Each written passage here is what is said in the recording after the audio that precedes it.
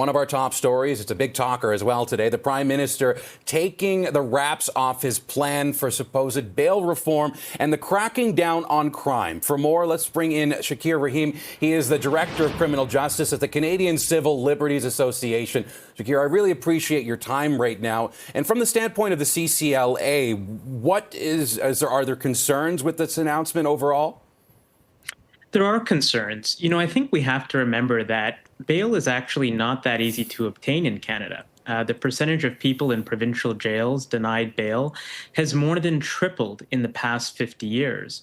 And these new reverse onus provisions apply to offenses that are actually on the decline. So according to StatCan, for example, break-and-enter and motor vehicle theft are down nearly a third since 2010.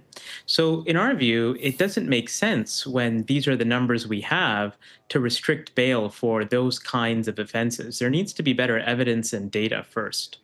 Just looking at the criminal code and what was already a part of reverse onus bail decision making, a lot of indictable offenses, a lot of times where people are already either released on bail or have been accused of a crime prior. There are provisions under the criminal code for what is essentially considered a reverse onus. The Crown doesn't have to prove someone needs to be behind bars. The defense needs to prove that they should be released up until trial.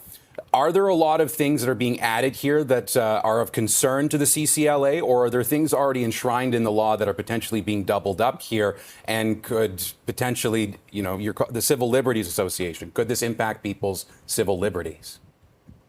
Well, without a doubt, the Supreme Court of Canada has said, that reverse onus provisions have to be narrow and they have to be targeted.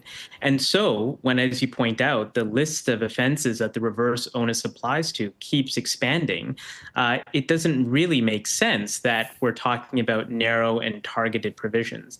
And, as you said, it flips the presumption of innocence on its head. Remember, at the time of a charge, nothing's been proven against you. You haven't had your day in court. And we've seen why bail can be so important at that stage, especially to ensure that innocent people aren't being put behind bars. So if reverse onus provisions actually addressed a very specific concern, that's one thing. But we actually haven't heard what the link is between those new provisions and reducing crime.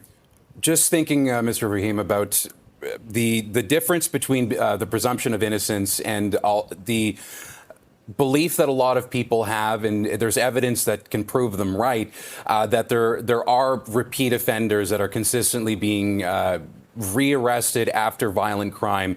There's an impression that people are getting away with violent acts in our country and not being properly